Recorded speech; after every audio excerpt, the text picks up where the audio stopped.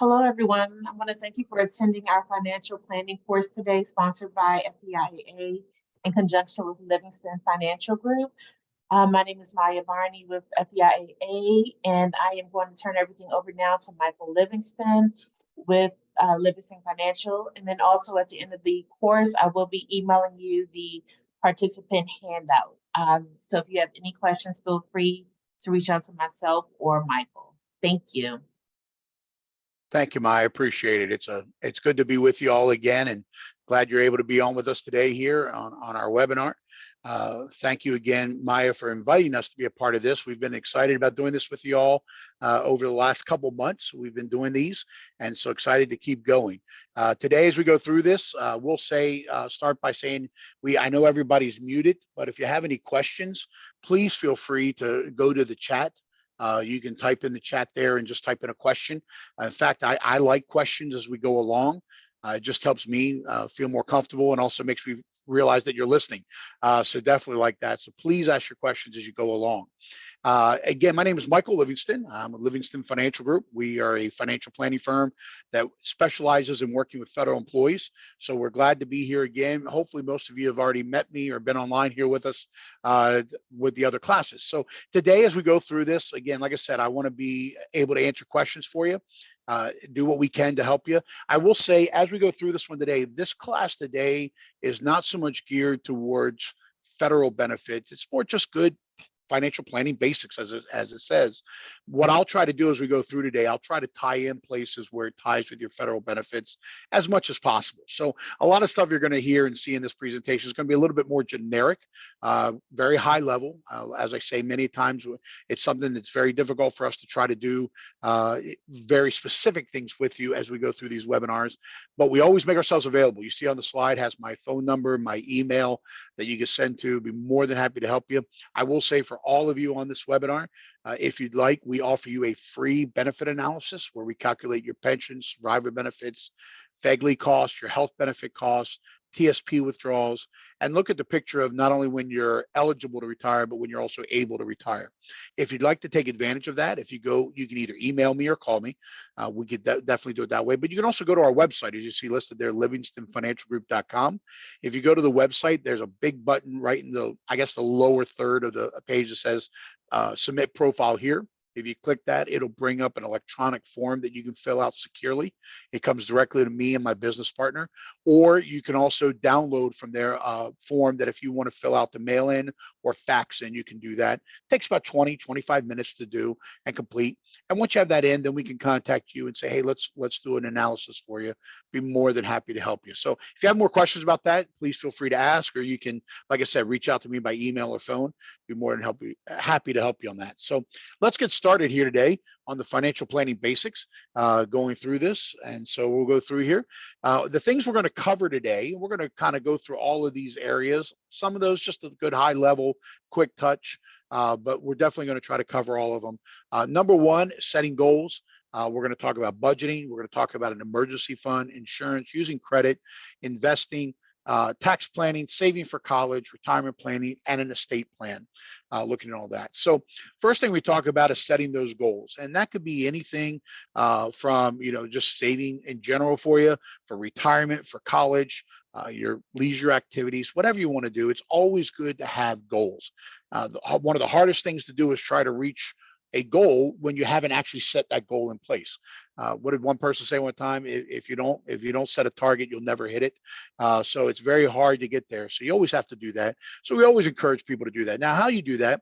I like using this phrase: how smart are your goals? Are they specific, measurable, attainable, relevant, and timely? Think about that again. I say specific, just I want to be rich. Well, that's not specific. You want to get specific with your goals. Hey, I'd like to have this much money in my retirement. Make sure it's measurable. Again, just as I said, that's a good one. I want to have X number of dollars in my TSP when I retire. That's measurable. You can see those numbers. Is it attainable? Be careful. Don't pull a Dr. Evil from Mike Myers. I want $1 billion, and it's unattainable. You can't have those kind of numbers, but make sure it's something that is reachable. Maybe pushes you a little. That's fine, but make sure it is. Is it relevant? Make sure it's something that really fits that goal. where you want to be. I want to own 6 homes. Well, is that really relevant in your situation where you are? And then finally, is it timely? Have, again, this part of that measurable, is it timely? Hey, I want to have this by the time I'm 50, by the time I'm 55, 56. Those are always good things to have in place. And more importantly, and you see this at the very end, write down and prioritize your goals. These are the things that I think are the most important thing you can do when you write them down and set them in order. I did this, I'll never forget, back in 2009. I had been at a conference and they had us do this where we set down our goals, and it was one of those things that I wrote them down for 10 years, 2019, which at the time felt like forever away. But I'd always check it and go back and look at it, and I was following those goals. And when I got to 2019, I will tell you, I had about 20 things written down. I did not achieve all 20, but I hit about 17 of them. And I was like, wow, that feels good. So writing down your goals is a huge way of doing this, looking at the numbers you want, looking at where you want to be, write the things down.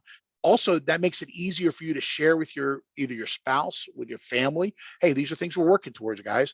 Maybe it's a good way of help teaching your kids also about prioritizing and goal planning and putting things there. So we always say, start with that goal, start with the end in mind, and then we can work backwards is where we are. So that's always the first thing. And again, that's a quick little overview of setting goals. But again, I think if you just remember the word SMART, specific, measurable, attainable, relevant, and timely, I think that's going to be a big help to you. All right. Next thing we talk about is budgeting. Again, this is, to me, it's become the dirty word, the dirty 4-letter word now in today's society, is having money set aside for a budget. So I tell people, when you have this, make sure that you're set up for it by trying to show. This can also help show your kids how to budget. I say that's one of the hardest things and probably one of the worst things that we do as parents is we don't plan our kids for budgeting. So where you might understand this, I think it's good to have a budgeting plan and setting down doing budgeting to help teach your kids how to budget. It's a great plan for them and helping them. So, when you look at your income, that's going to be your paycheck, of course. Maybe you have some rental income, government benefits, of course, if you have a pension once you retire, maybe Social Security, those kind of things. How about interest that you're earning? Do you have that built into your budget for income from either that you're earning off of dividends from investments? Maybe you're doing it where you're doing it based off what's in your savings account, those kind of things. If you have a good amount, maybe you're earning that. As interest rates have risen, maybe that's a little bit more of a substantial amount instead of just the pennies that it used to be. We look at that. And then you're going to take your expenses. And when you look at your expenses, you're going to start with those fixed expenses, the things that don't change: your mortgage, your electric bill. Nowadays, I say your cell phones, because so many of us now don't even have our cell phones. We don't have home phones anymore. Our cell phones are our phones. So that's become a fixed expense that's got to be there on those kind of things. And then once you have all those, now we can look at the discretionary spending: eating out, travel, sports, entertainment, things that we want to do. And hopefully the idea is, with our income, our expenses don't outweigh them, and we end up with a surplus, and that's money we can put away and save for the future is where we want to be there. So make sure you put those things in there. I will say a couple things I'll highly encourage everybody on it comes to expenses is I would include putting away for your retirement and savings. And when I say savings, we'll talk about that here coming up next. But I say I think it's good to have both of those set up as fixed expenses, things that I know I have to put away for. They're not optional. They are. Best thing my dad ever told me: your retirement is a bill. You pay yourself first. Do not set it up as, well, if I have this left over this month, then I'll put it away. No, your retirement, your emergency fund, that is a bill that has to be paid each month. So make sure you include that probably in your fixed expenses as a good way to remember that. All right. Any questions on the budgeting? I know some of this stuff is probably for you might be like, man, this is so easy, but I want to make sure we're all on the same page. And especially after what we've gone through over the last 3 months, looking at more details. Now let's kind of just make sure we're all financially in a good spot. All right. So once you do the budgeting, I mentioned about saving money for a rainy day, the savings account is that emergency fund. And that emergency fund, this is the foundation. And I'm very serious about this. It is the foundation for any successful plan. And the reason I say that is so many people want to jump right to the retirement. They want to start right into the investing, and they have no money set aside for the emergencies. I tell people this is so important to put away first, because there's going to be things that come up. If you're like me, usually they come in threes. The one of the kids needs braces. I get home and find out the water heater's leaking, and the brakes are squeaking on my wife's car. So there's three things that got to get taken care of. And if I don't have funds saved up for these emergencies, I'm going to use the dreaded credit card. And again, we'll talk about credit cards in a moment and credit, but I'd say, when you talk about credit cards, be very careful that you're not using them instead of the funds that you have in emergency funds, but you're using them in conjunction with it. And the reason, and we'll talk about that in a moment, but the key is you want to be paying yourself back. If you're paying this back, you don't want to be paying a credit card interest. So make sure you have some kind of emergency fund set up that you can grab from in a difficult time or when those things come. Where you keep it is also important. Number one, your emergency fund, you want to be liquid. You don't want to tie it up in a 36-month CD. You don't want to have it tied up in a long-term investment that you can't get money out of. You want to have it liquid. The emergency fund is not meant to be your retirement account. Your emergency fund is supposed to be 3 to 6 months of your expenses saved up. So again, if your expenses are, $8,000 a month, you have somewhere between $24,000 to $48,000 saved up in a savings account or some kind of liquid account that you can get your hands to quickly. And you also do not want it to be real aggressive. As far as if you're going to put it in an investment account, it's not something you want to have. And I'm not talking about an IRA. I mean, just a run-of-the-mill brokerage investment account like a Fidelity, T. Rowe Price, something like that. And I don't work with either of those companies. That's why I like to use those. But you have it set up there and you say, hey, I know I can get to my money, but you don't want that to be super aggressive because you could lose money in there at the time that you need it. You want to keep that very, very conservative. Or like I tell a lot of people, maybe if I'm wanting to save up, that 24,000, maybe I keep 15 of that, or 10 of that, whatever amount in an actual savings account. And the other 10 I keep in a very conservative brokerage account that I know is liquid I can get to. And that way, maybe try to make a little bit more than the savings account, maybe, but I'm not trying to go crazy with it, but both accounts are liquid. Also, and this is a big one nowadays, we do all of our banking online now. It might be very good for you to have your emergency fund at a different bank. Reason I say that, if you're like me, my savings account that's tied to my checking account almost becomes like a second checking account. Can move money over very easy, just a quick swipe. Whereas if I have it at a different bank, now I might actually have to write out a check and put it in there. I might have to actually go and send the money or go and get the cash and then put it in. It takes it just a little bit longer to take care of, to get the money in there. And maybe it keeps you from doing it so quickly and not treating it like a second checking account. So just some things to think about that with the emergency fund. Next part we talk about when we talk about planning and just putting things together is how do you manage risk, the what ifs in life. And most of us are going to do that with insurance. Again, when you look at this, a lot of the common ones that will help protect against risk, we know health insurance. We have that through the government, whether you're in the government healthcare plan or if you're in the military one that you have there, but you have some kind of health insurance. And the whole idea is you're mitigating risk. What if I have to go to the doctors? What if I need a prescription? What if I need some kind of help in a surgery or a procedure? I don't want to have to pay all that out of pocket. That's the reason I have the health insurance. Auto insurance, same way. Hope I never use it, but I have it. And I know in the state of Maryland, you have to have it. But, it's one of those things. Again, you don't want to have to use these things, but they're there to help you and protect you. Life insurance, whether you're using the FEGLI through the government, whether you're going through WAEPA, maybe a private life insurance. But the whole idea is you're setting yourself up to protect your family in a situation there if something happened to you. I will say you'll hear some people say, I've heard two different arguments with life insurance. One is, well, you only need life insurance while you're young and while you're saving up to pay your house off, those kind of things. That might be fine. And in that case, you might only need some kind of term policy, which we've talked about before in the FEGLI section that we did one month. But I just come back to it just to reiterate it, that's something you might need that. Or it might be, you might say, well, I really need this, that if I pass away, my family, maybe we're not taking as large of a survivor benefit. Maybe we ran out a lot of debt. Maybe we've had to refinance our home a number of times. Maybe you need something more permanent.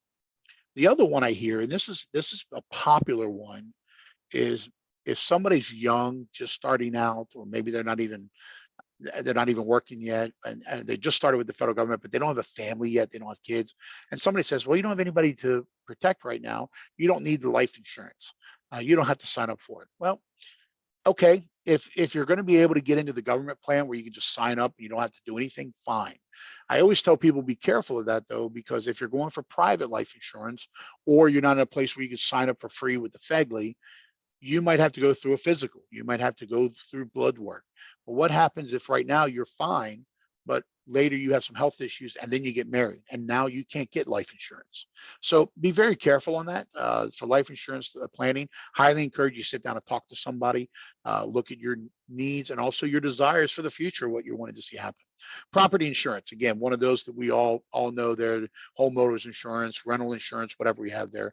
Liability insurance, this has become a big one in the federal government. We've seen a lot too. But something happens, somebody gets hurt on your property. You do something that you hurt somebody through an auto accident, but you need more coverage. I know I've experienced this one where in the auto insurance, my brother-in-law and his wife, and I'll use this on a couple other examples as we go through. A couple of years ago, they were killed in a car accident because of a negligent driver. Well, the negligent driver had just the basic coverage. There was nothing there. My brother-in-law and his wife had 3 kids they left behind, and they got pretty much nothing out of the auto insurance. So having some liability insurance to protect your family if something happens, those kind of things is always good. Also, I say with work, we see this a lot with law enforcement, that, if something happens and somebody wants to bring a lawsuit against you because of force or violence or things that could happen, or maybe you're helping somebody with some legal issues or you have employees that could come against you, having some kind of liability insurance is probably a good idea. Some people, I know there's programs out there like feds and those that cover that kind of stuff, but maybe there's just an umbrella policy or something you want to do there too that you could do. Disability insurance. Usually on disability, there's 2 different types that you're looking at, the short term and long term. I know there's some options that you have there through the government you can do, and you got to see what's right for you and what you're going to be able to get coverage from. And finally, long-term care insurance. We've mentioned this before in our seminars, how important long-term care is, insurance is, because of the cost of long-term care. I will say the federal government for years has had a program available to you. They shut that down in December. They said for 2 years as they reevaluate. They've not priced it right. So they're reevaluating that and hopefully going to bring that back in 2 years. Not sure if they will or not. So if you don't have coverage through the government already, I'd highly encourage you to be looking outside of the government as a possible way of getting some long-term care insurance. Okay. Next part talk about is just about using credit. I mentioned a little earlier, there's the 3 C's of credit: capacity, character, collateral is what we look at there. Those are the 3 things that anytime you're going to borrow money or get a credit card, these are the things they're going to look at. Can you afford a credit? Can you afford the credit based on your income, the capacity? Which character is what I say is what's been your payment history. And this is where they're going to look. Are you faithful in paying back your debts? Are you behind a lot? Those kind of things. And finally, collateral. If there's things you have to put up, like your house that you see many times with a loan, and car, those kind of things is their collateral. And then finally, how do they determine? They're going to look at your credit application, your credit report, and your credit score. They're going to look at those 3 things. Again, the application, they're going to see your income, all those kind of things. The report's going to show some, what the kind of things you have out there. How have you been about paying it? And your score is going to reflect that a lot. So they're going to look at all 3 of those. I love Benjamin Franklin. Remember, the credit is money. Too many times we want to use the credit card and feel like, well, we didn't pay for it. The credit card company did. The chickens are going to have to come home to roost eventually. So be very careful when you're using credit. When you look at that, I tell people credit is creating a debt, is what you're looking at there. You are making something that you owe to somebody else. I will say over the years, I'm learning more and more how much freedom it gives you when you don't owe anybody something. It's a great feeling. And there's 2 types of debt that you see out there: secured, unsecured. Secured means you put up some kind of collateral. You have it out there saying, hey, if something happens and I can't pay this back, they're allowed to come and take something. Unsecured, it just is out there and it can hurt your credit score, those kind of things. That's going to be more the credit cards, those kind of things, maybe a personal loan, those kind of things that you have out there. Remember, when you're looking at any kind of debt, think about the amount you're going to be borrowing, the term limits that you're going to have on it. How fast I have to pay it back, and then finally, what's the rate? This has become the biggest issue here over the last year and a half, because now rates are rising. We're seeing a lot more people that are saying, you know what, I don't think I need to refinance my home right now. I'm okay with the level I'm at. We don't see a lot of people buying new homes for the same reason. And car sales, same kind of thing, because the rates have gone up. So just, be careful looking at that. And that's one of those things, again, planning wise. Hey, I'm hoping when I retire, I'm going to move from where I am to such and such place because it's a lower cost of living. Well, it might be a lower cost of living, but if you got a loan right now on your home at 3% and you're going to move somewhere now to 6, well, you're looking at the same cost for your mortgage and you're only getting half the house. And maybe it's not a lower cost of living because you're still paying the same amount. So just be careful of that. Things to look at there when it comes to debt. All right. Next part we talk about it is investing. And when you talk about that, is it speculating? Is it saving? And I tell people when you're investing, that's kind of going to, you're going to be somewhere kind of in between speculating and saving. It's a carefully planned and prepared approach to managing money with the goal of accumulating the funds you need. Now, that's a definition of investing. And I tell people when I bring up the two things, speculating and saving, this is really important, especially when we talk about your TSP and retirement. Think about with your TSP. So many times I see federal employees, they'll jump 100% from the C fund, then they'll go 100% to the G fund, then 100% to the S fund. And I tell people, be very careful. That can be so difficult because you could be setting yourself up as speculating now because you're putting all your eggs in one basket. So just be very careful that you're investing. You're taking a planned approach, prepared approach. Hey, I know what my goals are. I'm setting up SMART goals. This is how we're going to get there. And you're having a prepared approach. Usually that's going to be a diversified portfolio to do that. I highly encourage everybody, sit down and talk to somebody that is not a spouse or a family member and not a coworker. A lot of times those coworkers will give you some advice that might not be the best. Sit down and talk to somebody who's a professional that can kind of step back, kind of just look at the numbers and kind of look at the approach. Highly encourage that. On the other side, saving is great, but usually when you have your money in some savings account, G fund, or just your savings account, you're really not looking at investing for long term. You're pretty much just saying, I don't want to lose my money. Well, that sounds great while the moment is there and if the markets are rough, but over the long haul, you're going to bring a lot more risk into it with inflation and growth and those kind of things to where the value of your money and your purchasing power is going to go down. So again, like I said, usually investing is going to be somewhere in between speculating and saving there. And just as I mentioned, with that risk, there's going to be some different things that are out there when we talk about your risk tolerance. You got to understand that risk reward trade-off. You got that personal tolerance for risk and ability of investment plans to deal with losses. How do you feel about that? So if you look at this, I love using this slide for that first talk about that. When you talk about growth, income, and stability, there are really three parts of that pie when we talk about investing. You're talking about the growth being, hey, I need this to really grow. I want it to really grow. Income, payments of interest and dividends. I also say that could also be liquidity. How quickly can you get to your money? And then stability. Hey, I don't want to lose my principal or I don't want it to go down a lot. So, I always laugh. I have people come in and say, hey, Michael, I want to make a lot of money, but I want to have it stable. I don't want to lose any. And I want to be able to get my hands on the money anytime I want to. And I always kind of laugh and say, okay, that's the perfect investment. And I will tell you, that's not out there. I don't care what anybody tells you on that side. We've used the slide when we've talked about TSP before, but I just want to reiterate, if you're going to be focusing on one or the other, so say you're still young in your career or you have money that's looking long-term into your retirement. So it's money that says, hey, I know I'm not going to touch this money for 10 plus years, 20 years. Well, then I'm probably going to focus more on the growth. I need that growth because I need to keep up with inflation and taxes. If growth has to get larger, that means your stability, the less of a roller coaster, or the liquidity might drop, your income ability at that point. So you got to kind of say, you got to weigh those together. For instance, I know right now there's investments out there that you can say, hey, I want to have growth. That's great. That we can get exactly what you're getting in the TSP. Okay, just for example, like the C fund or S fund or I fund, where you're out there in the equities, you're in the markets. But they also give you some downside protection. Hey, if it drops 10%, I'm going to lose 0. If it drops 12, I only lose 2 or something like that. Those kind of things, they can do those kind of things, but you're going to give up liquidity. You're not going to be able to touch your money for 6 years. So I tell people, if somebody comes to you and says, man, you can get all the growth of the market, you can't lose a dime, and you can get your money anytime. be very careful. Ask for the fine print because they're not telling you something at that point. So again, you got to understand if you want one or two of these things, you're going to give up something else of the three. All right. Any questions on that when we talk about risk and stability and that kind of stuff? All right. Either I'm doing a great job or everybody's falling asleep. So when we talk about income tax considerations that we're talking about here, there's a couple different things that we look at and we talk about here. There's pre-tax dollars. We'll start there first.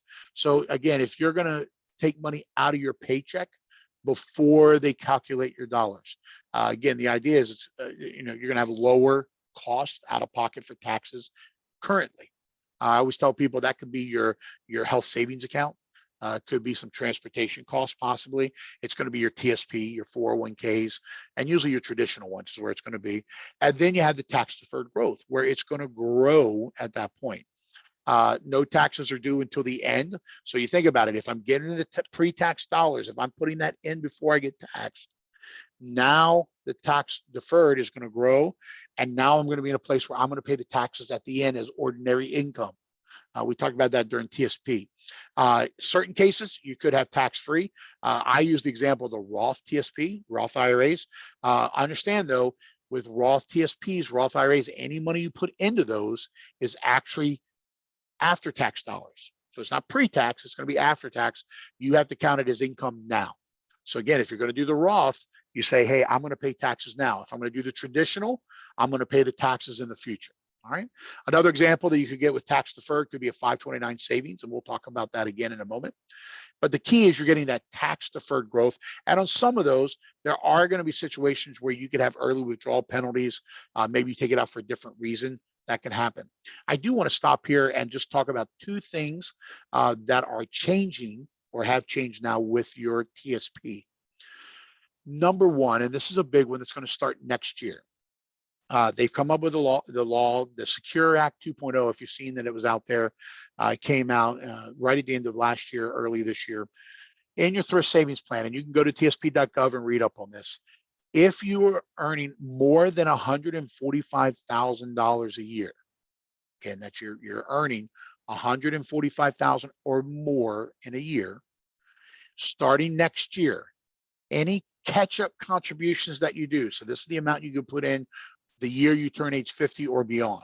So for instance, right now, you're allowed to do $22,500 per year into your TSP. Plus, if you're turning 50 this year or you're already over 50, you can do an additional $7,500 for a total of $30,000. Starting next year, if you are making more than $145,000, that catch-up contribution has to be going into the Roth TSP. So you're not going to be able to take it as a tax deduction for this year. Big change. That's right now $7,500 more that you have to count as income for this year. So again, just letting you know, not for this year, starting next year, for the year that you make the contribution. That's the key. Again, starting there at that point.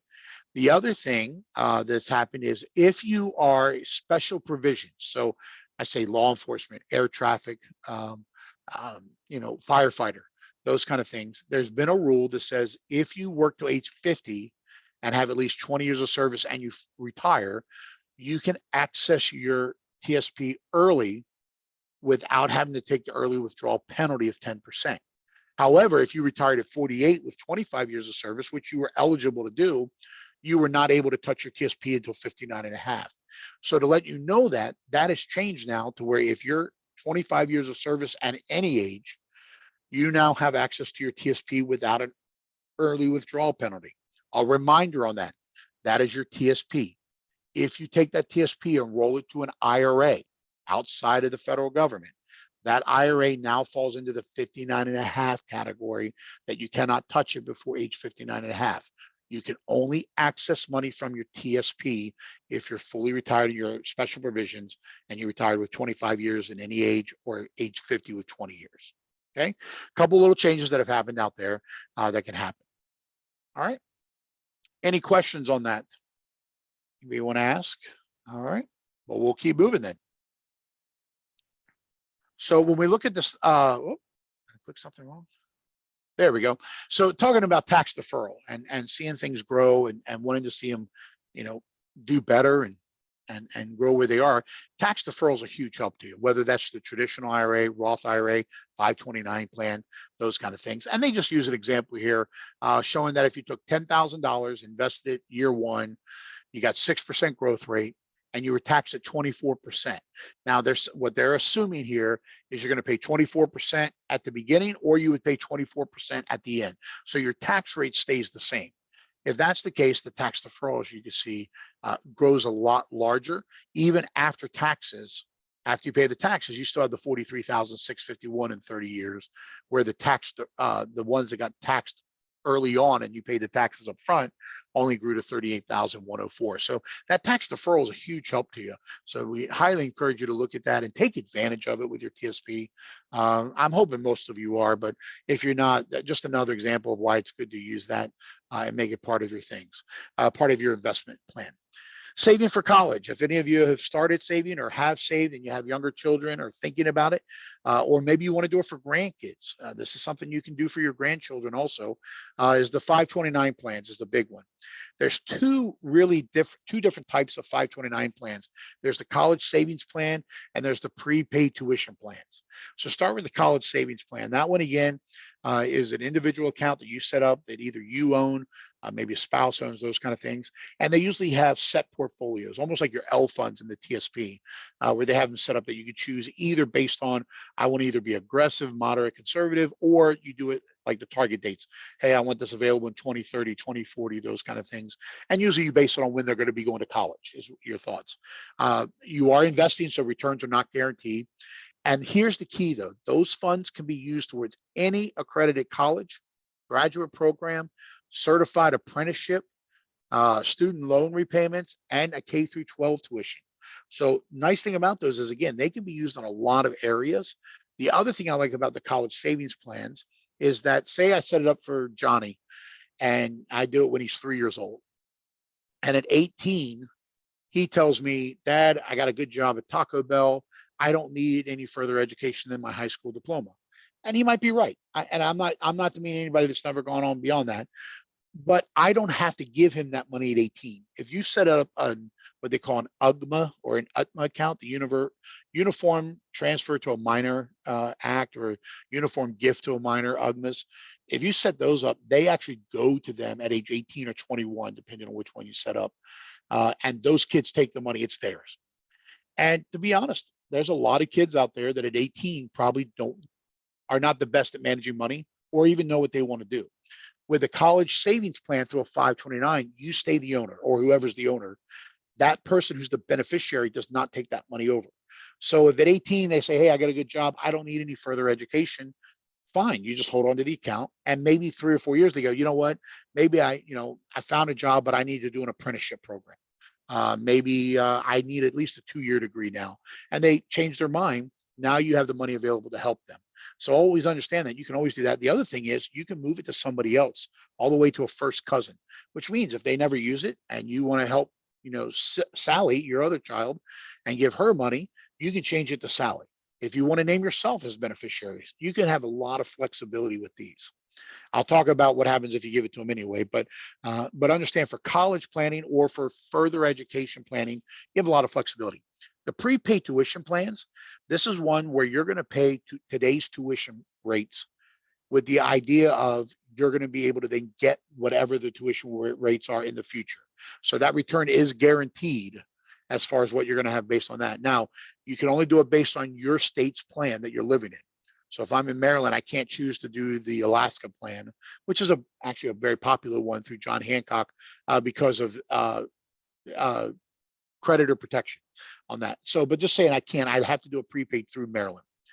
And what happens then is, say at age, I started age 3 for Johnny, age 18. What they're going to do is, and I can choose a 2-year, 3-year, 4-year plan of how much I wanted to prepay. I'm paying it based on today's prices. When Johnny's ready to go to college at 18 or whenever, they're going to take, and if he goes to a state school that I'm in, and I'm in Maryland, if he goes to a state school, they're going to pay his tuition. If he decides to go to a private school in the state, or maybe decides to go out of state, hey, I'm in Maryland and he wants to go to Penn State, what he's going to get is they're going to look at the average tuition of all Maryland public schools in my case, because I'm Maryland, they're going to look at your in-state public colleges. They're going to take the average, and that's what they're going to allow him to use towards his tuition. And they're going to give you for that. So just a little different way of looking at it. It's a little more restrictive, but it's a guaranteed return. Now, the only place you get hurt there is if you have the colleges over the next 18 years, if you're saving, if they freeze their tuition. Well, at least you paid it over time and it's paid. You didn't get any growth, but at least you get your money back that you paid into it. But honestly, over that long a period, I don't think that would happen on the public school side. I know there's been some private schools that have frozen their tuitions for a number of years. That's kind of like their calling card. But for the public schools, usually they continue to go up. All right. The other key about this, understand, is it's going to grow tax deferred as it's growing in a 529 plan, either one. And if it's used for the college expenses, whether it's any kind of college expense through the savings plan or the prepaid tuition, it's going to come out tax-free. This is usually the great thing about that is, again, it's growing tax deferred and you get it tax-free like a Roth. Here's the key. If you take out the money and use it for anything other than the college education. So instance, Johnny, I saved the money for, and now he's not going to college, but he's done really well for himself, found a good job, and he's getting ready to buy a house. And I just want to go ahead and give him that money as a down payment for it. If it's used for anything other than the college and what it was really set up for, whatever the growth has been on that, you, based on the laws now, you would have to pay the taxes on that. Whatever growth was, you'd have to pay all those taxes just on the growth though, not what you put in originally. And you would have to pay a 10% fee because you used it for something other than education. So you'd have to pay the taxes and a 10% on the growth. Again, any of your money you put in, you're not going to get taxed on that again. They can't penalize you for taking that money for something else. It's only going to be on the growth. So just letting you know that. And there are fees and expenses with each plan. You just got to review those within the plan that you're looking at or within your state. When we talk about retirement, no matter what we do as far as investing, whether it's your TSP, whether you're doing an IRA, Roth IRA, the thing is, they always say, when is the best time to start planning for retirement? The answer is always yesterday or a long time ago, whatever it is, because you need to start now. Now, many of you on this call, you might say, you know what, I'm already 10, 15 years into my retirement or into my career. It's too late for me to start at age 20. I understand that. Two things on that. Number one, share this with your coworkers that are just starting. Share it with your kids. Notice putting $3,000 away annually and getting a 6% return rate. You know, starting at age 20, look at the difference at age 65 between those numbers from waiting till 35 and waiting till 45. It's a huge amount of difference. So just be very careful with that you're looking at. The other side of that, I'll say this, is maybe you're not 20, maybe you're 40, but there's some of your money in your TSP, or you set up another IRA or Roth, and you're going to take it and say, you know what, I'm not going to use this money until 70, 75, 80. I want this to be my long-term money. Well, now you can, you are starting early at that point there. The key is start young if you can. I know my daughter just graduated college in December. She started her first grown-up job, I'll say, and she has a 401k she can put into. We set it up immediately for her to be putting in the 10% and have it to where each year she's putting a little bit more into that. So highly encourage you to do that. Start now if you haven't already. Talk to your kids. And again, maybe money you say, well, it's too late for me at age 65. But again, it might be money you're saving for 75, 80 that you need for the future. When you talk about retirement, and we've discussed some of these before, but when you look at retirement, there's really three main questions you got to look at. First of all, what kind of retirement do you want? How do you want to do it? Do you want financial independence? Do you want the freedom to travel? You want to live wherever you want to, and maybe you want to provide for your children or grandchildren. Now, I will say that last one. A lot of people say, hey, I had to fend for myself, let them fend for themselves. That's fine. But everybody's different on that. So looking at that, what do you want? This is part of that setting the goals in the beginning, part of your retirement goals. What are you looking for in retirement? I will say, very few times do I ever see anybody on here going, man, I want a retirement where I'm living in my kid's basement. I want a retirement where my kids have to buy my groceries or have to help me with my expenses. Nobody wants that. Everybody wants that financial independence. So highly encourage you on that. Make sure you're planning for that. Next question, when do you want to retire? The earlier you retire, if you're special provision, you're retiring at 50, 51, 52. That's an early retirement. Now, I'll be honest, most people don't just retire and be done at that point. They go to a second career or start another job. But understand that that is young. And if you're going to retire earlier, the earlier you retire, the shorter the period is for you to save. Remember, we looked at how long it takes some of that money to grow. So always seems to be a knee in the curve that goes up near the end. Plus, then it means you're probably not going to be able to take out as much because you have to have that money last year longer. Social Security doesn't start at 62. Now, I know you get a supplement if you retire before that and you're fully eligible, but that might be something you need to worry about as far as maybe I'm not going to get as much. I got to live on that longer. Can I make that last? And then finally, Medicare eligibility is not till age 65 or later if you're going to work past 65. But maybe you need that extra coverage because of health issues. So maybe you need to work longer to get you to that point if you want to. How long is retirement going to last? Third question you got to think about. I always tell people that's the $1 million question.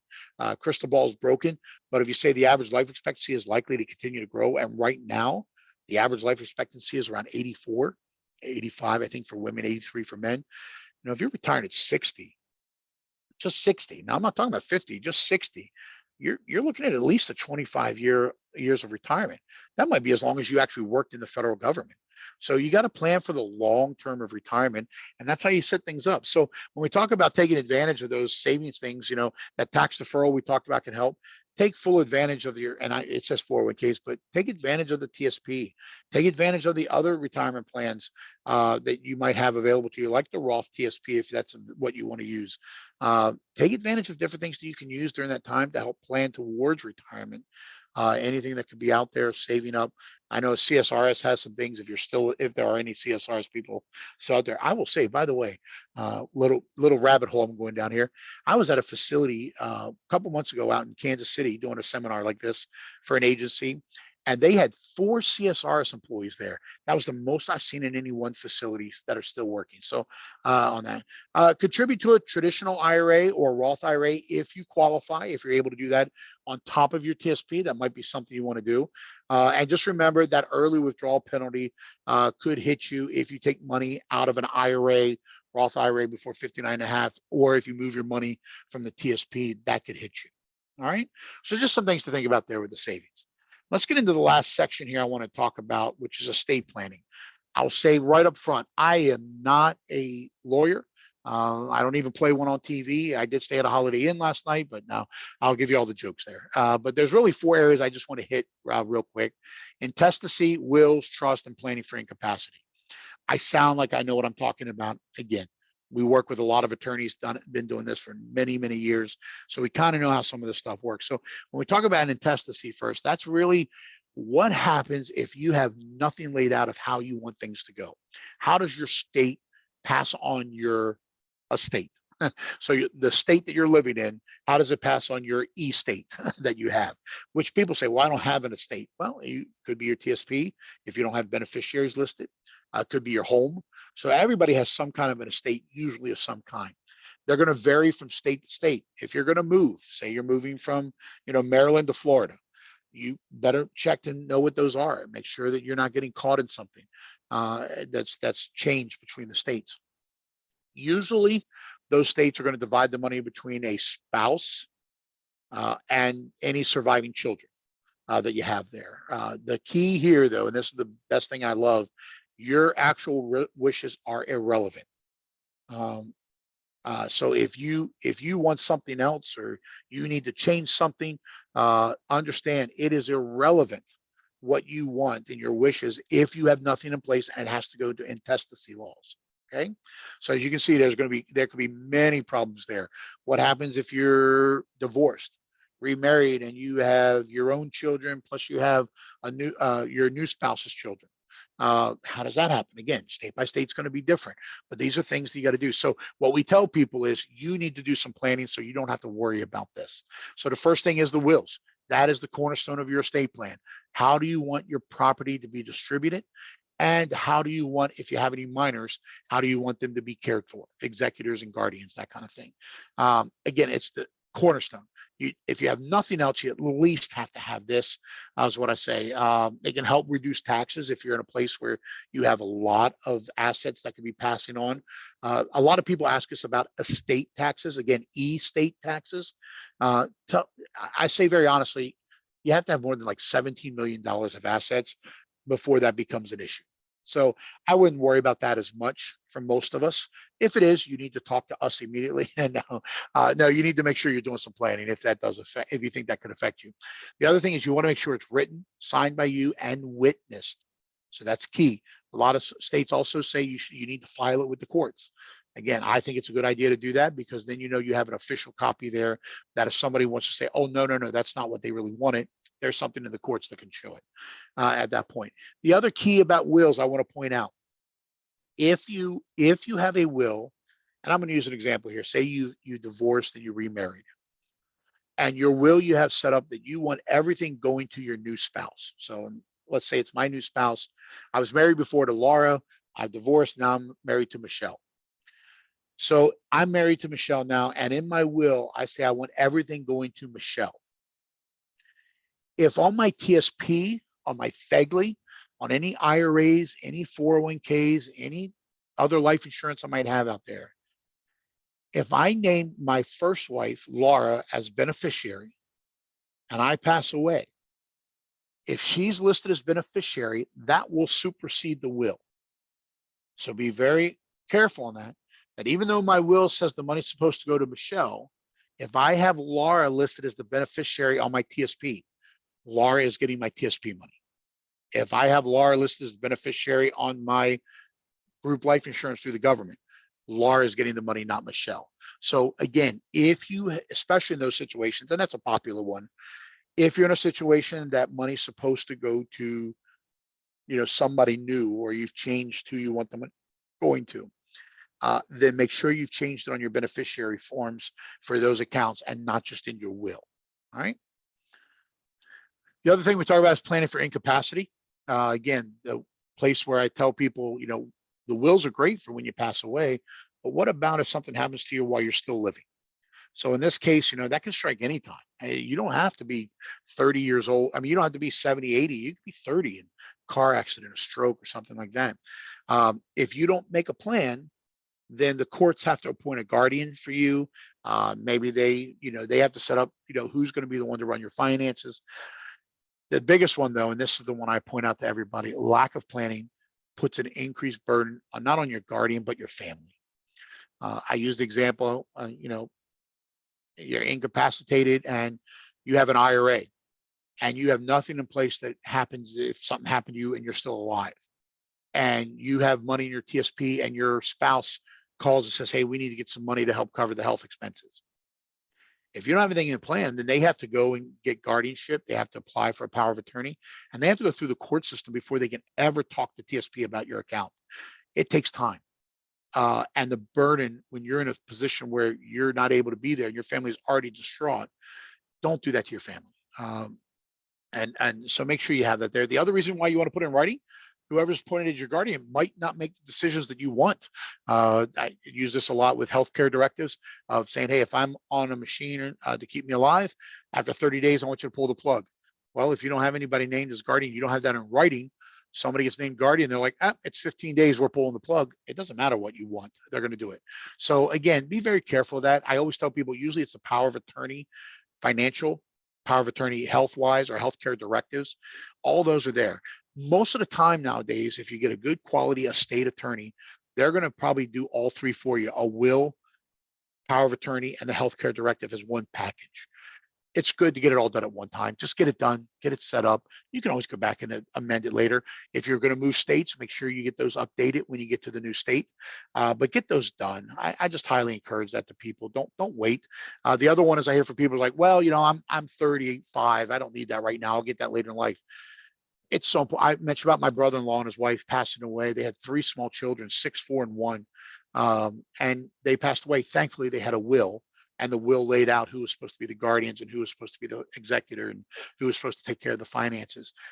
The family read it. There were no arguments because it's right there. Their wishes are listed. Don't put that off, especially if you have minor children. oh my goodness, don't put that off. Do it now. So very important that you do that. So that's really the information today I wanted to share with you guys. We're at about 12:50. What I'm going to say is I'm going to stay on here for a moment. If you guys have any questions, you have my information there. I will put up my disclaimer here that I am not part of the federal government, those kind of things, but all my information is still on the page there. If you'd like to have free analysis done or you have questions, always feel free to reach out to me. We want to be a benefit to you and a help to you and a resource. So Maya, I'll turn it back over to you. Thank you for those that have given kind words in their comments. I greatly appreciate it, but we're here if you need if you have any questions to ask. I have a question. Yes. So you talked about the 529 plans. Is there any point where it's too late to do it for a minor, like they're already a teenager or? That's a great question. I will say most of the time, if you're within 2 or 3 years, the chance of doing the tax deferred growth is probably not going to be worth it at that point. The only place I'll say on that though is say they're 15. Well, you probably, if you're able to save up enough, some of that money is probably not going to be used till their 4th year of college. Well, now that's maybe 7, 8 years down the road, or you think maybe they won't use it right at 18. At that point, maybe it's good to do that. But I mean, it doesn't hurt to set up a college 529 plan and put it in there. You just might not get the benefit of that tax deferred growth, but you will always stay the owner. That to me, that's a big one too. And then you can distribute the money when it comes out, but you might not get that tax deferred growth. And then you mentioned if you create this account and they don't use it, you could put it in the UGMA. No, I'm sorry. An UGMA is if you create an UGMA or an UTMA for a child, they become the owners. If you make the 529, they become the owners either at 18 or 21. I think it's the UGMA at 18 and the UGMA at 21. I apologize. It might be backwards. I get those confused all the time. But it's one or the other. But you don't have a choice on that. If you have a 529 plan, you always stay the owner. There's no point where it has to go to them. You can change beneficiaries. You can even name yourself as beneficiary. Problem is, if you take it from the 529 to the UGMA, now you've taken it out and haven't used it for college purposes. If there's been any tax deferred growth, you have to pay the taxes and the penalty for not using it for education. So I would never take a 529 to an UGMA. I would just keep it in the 529 until they either need it and I can use it to help them with something, or they finally do use it for college, or they want to use it for something else, or I want to give it to somebody else and that kind of thing. And if they need it and use it for something else, that's where you have to pay the penalty. Yes, ma'am. Okay. Yep. Thank you so much. You're welcome. It's been a great presentation. I appreciate it. Thank you. Anybody else? Any other questions? Feel free. I have a follow-up question for the 529. Yes. So once you hit the 18 mark, so I know that you have like the investment account option, but then you also have the state tuition option, at least in Maryland. Okay. So like once they're in school, a freshman year, are you able to still contribute after freshman year, or does it stop at their freshman year? No, you can still contribute. As long as you have that account open, you can contribute. Now, we're talking about the college savings plan. Yes. The prepaid tuition, I'm not sure on that one if you can still contribute, but I know in the college savings plan, you absolutely can, because you might want to use it for them to use to pay all student loans, or they might want to use it for graduate school. Could be a thing too. So you can absolutely keep saving. Yep. So they can use those funds for graduate school as well as not just undergrad? Yes, ma'am. As long as it's used for a qualified education. And again, that can be an apprenticeship. Again, we see that a lot nowadays of people. We've seen it again. It's usually any school that can accept, or any education that can accept federal funding. So we've seen people use it for culinary schools. We've seen it for like training to be what's the one when people train to be the mechanics on like the big rigs and those kind of things they can do. So anything like that they're actually getting an education, and whatever program it is accepts federal funding. Usually that's good. That's acceptable. What I say is usually you check with your savings plan just to see, and they usually have a list of what kind of programs are available. Thank you. Absolutely. All right. Well, Maya, I turn it back over to you, ma'am. I want to thank everyone for attending. I will have the handouts to you all shortly, as well as the link to the video recording. And again, thank you all. Thank you, Michael. And we will start our next series, I believe, in July. Our next set of classes in July. Thank you, everyone. Thank you all.